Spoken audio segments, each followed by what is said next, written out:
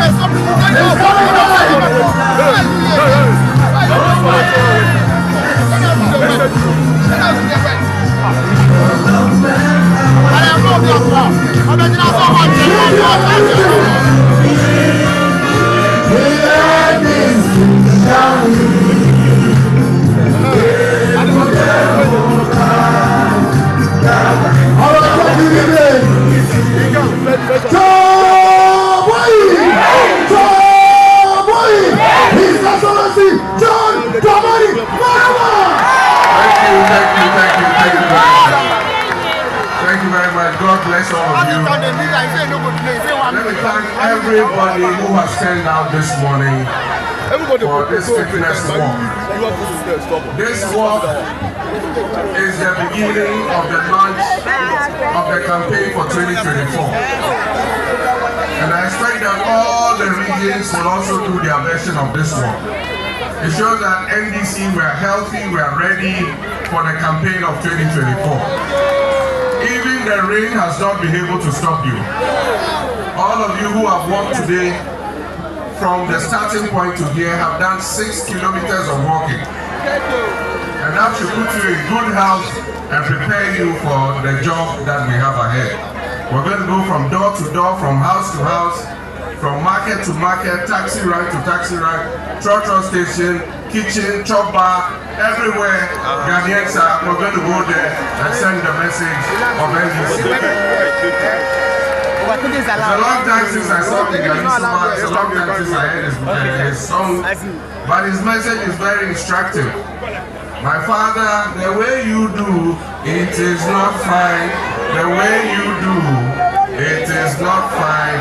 Every day and every night, I suffer. Money matter, the way you do, it is not fine. I go follow the way you do, it is not fine.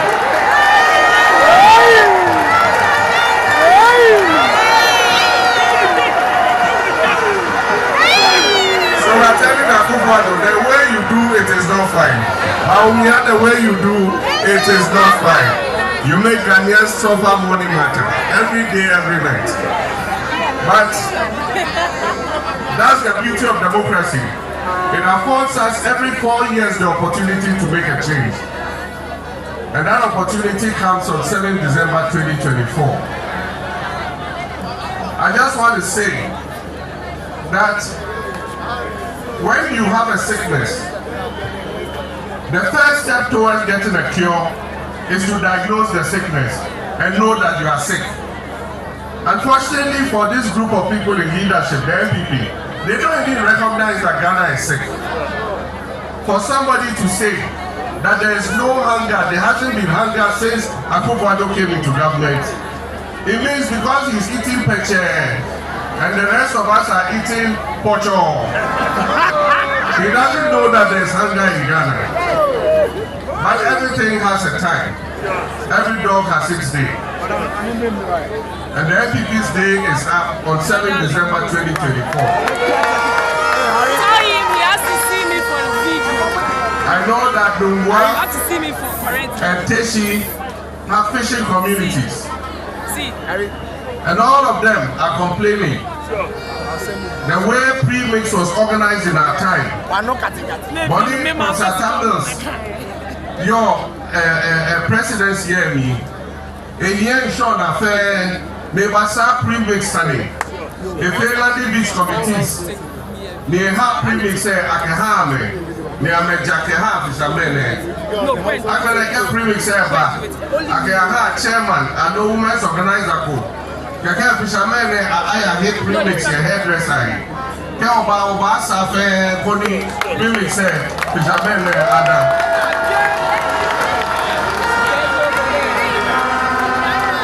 I just want to talk about three initiatives. And I talked about it when we went to Ayisoba for Adenta. The first is the National Apprenticeship Scheme. As I've said before, not all our children are imbued with the same mental ability. You can have the same children sitting in the same class. When the teacher teaches, one is able to catch it immediately. And so we think that he's smart, he's knowledgeable, he's intelligent. There's another one who is slow to learn. And so we might do an exam, the sharp one will continue to university and all that. But it doesn't mean that the one who does not catch it very quickly does not have the talent that God gave him. Take those two, the one you say is slow and the one who is smart. Put them in an environment where they have to use their hands. And you find that that other one is better able and more skillful than the one who gets A in class. So all our children have a talent that God gave them.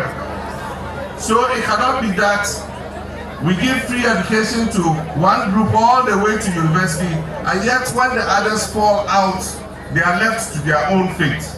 Not all of them can go into the TVET centers.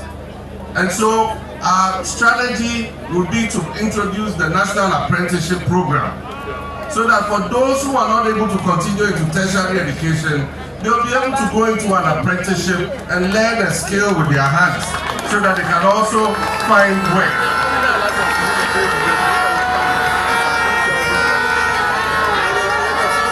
And if you have to learn a skill under the National Apprenticeship Program, it will help you to be able to establish something for yourself and be able to earn an income.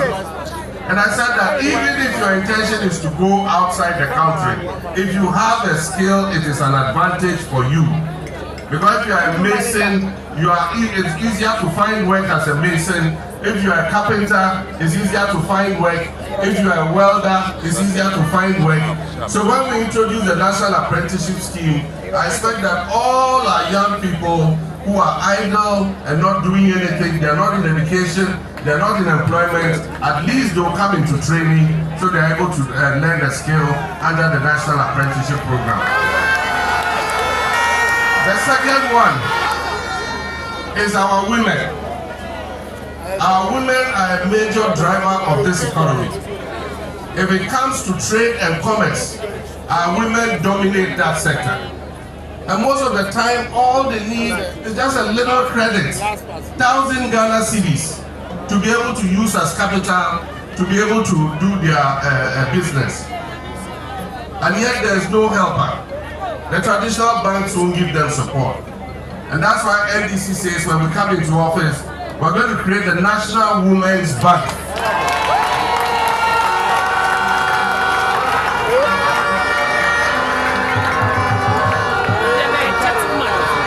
The bank will have outlets in the major markets and everywhere that women have their small and medium enterprises.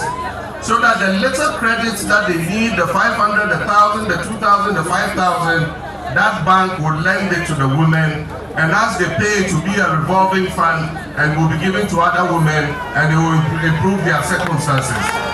Because women form the majority of our population. The population census has continuously shown that women are 51% of our population, more than the men. And so we're going to give this focus so that they can be able to resolve their issues. 24-hour economy, number 3.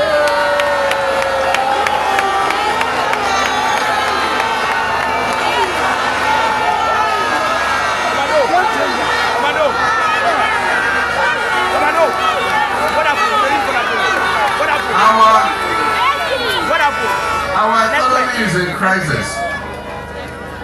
We cannot turn the fortunes of this country round as fast enough if we continue to work only from 8 a.m. to 5 p.m. And that is the point I'm making. If we continue to work only from 8 a.m. to 5 p.m., it will take us decades to turn this economy around. And so we need to be running, not walking. And our opponents say, oh, but some people are doing it already. Fine, some people are doing it already. But there's no policy that incentivizes people to do it. That's all I'm talking about. And so we are going to introduce a policy that gives incentives for more business people and manufacturers to adopt the 24-hour economic policy. Because if we incentivize them and they add on additional shifts, even if it's only one shift, if it's even only one additional shift, that will create additional employment for young people. Our unemployment rate is unacceptable. It was just about 8% in 2016. Today is 14.7%. And so we have to deal with the unemployment situation. All those artificial job creation policies have not worked. You recruited young people for the NAFCO program. Up to today, you haven't even paid them their arrears. I'm speaking on behalf of the NAFCO trainees. We beg you, they are on their knees, pay them what is due them.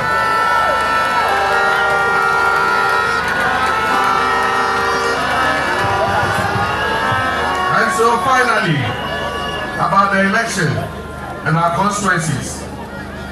All of us who are capable must volunteer to train as party agents. So wherever you are, if you are an accountant, you are a banker, whatever profession you have, if you are capable, please volunteer. We have to train you. However intelligent you are, if you are not trained in the electoral process, you will not be able to police the poll for us. So if you submit your names, it will be submitted to the Elections Directorate. We will know the polling station where you vote. So on that day, you're not just going to vote and go back home. You're going to vote and you're going to sit there and protect the ballot for the NDC and the people of Ghana.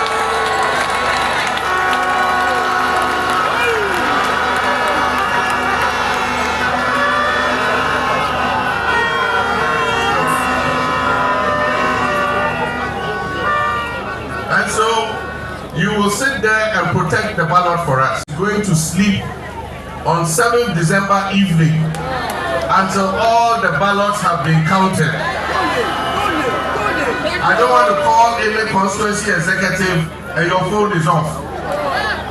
It is not the duty of the Elections Directorate. It is the duty of the chairman, the vice chairman, the secretary, the organizer, youth organizer, women's organizer, and all the executives to stay awake for 72 hours. You must not sleep until the results are declared.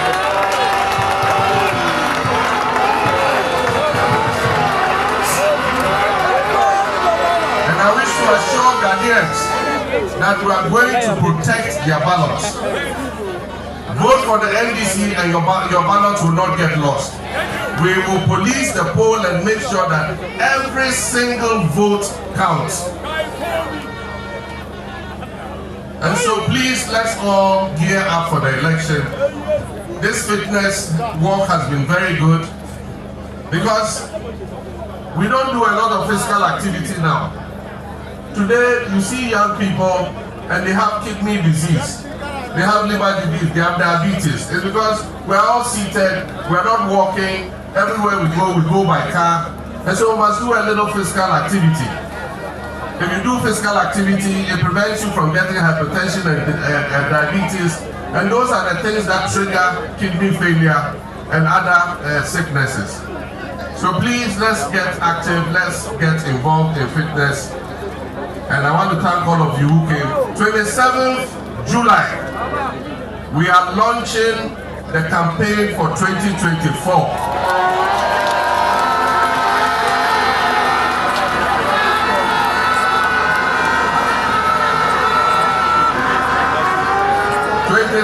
July, we are launching the campaign. And once the campaign is launched, there is no sitting down. The campaign is for all of us. It's not for Joshua Alabi, he's the campaign manager. It is not for your constituency campaign task forces. It is not for your regional campaign task forces. It is for every one of you. Any spare time you have, wear your t-shirts. We're going to send you leaflets. And you go from house to house and distribute the leaflets to your neighbors and tell them the message of NDC. That NDC is going to come and solve this economic crisis and create job opportunities for our unemployed youth. We will change the hopeless situation that has been created by this administration. And as I said last week or a week when I did a media encounter, it is not us who are asking for accountability. The people of Ghana are asking us to hold this government and the people who have stolen from the people of Ghana. We should hold them accountable.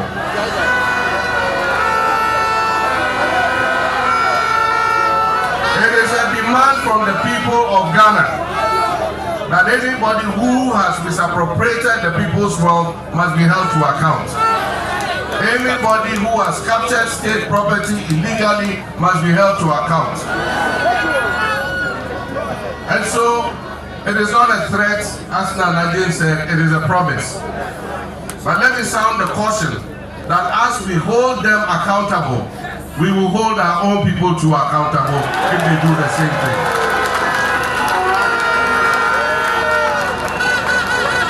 So on 27th July, Tamale is the venue. The national campaign is going to be launched in Tamale on 27th July. And so as many of you who can be in attendance, please, you are warmly welcome. The victory of the NDC is coming again, and it starts in Tamale on 27th July. I thank you very much, and God richly bless all of you. Thank you.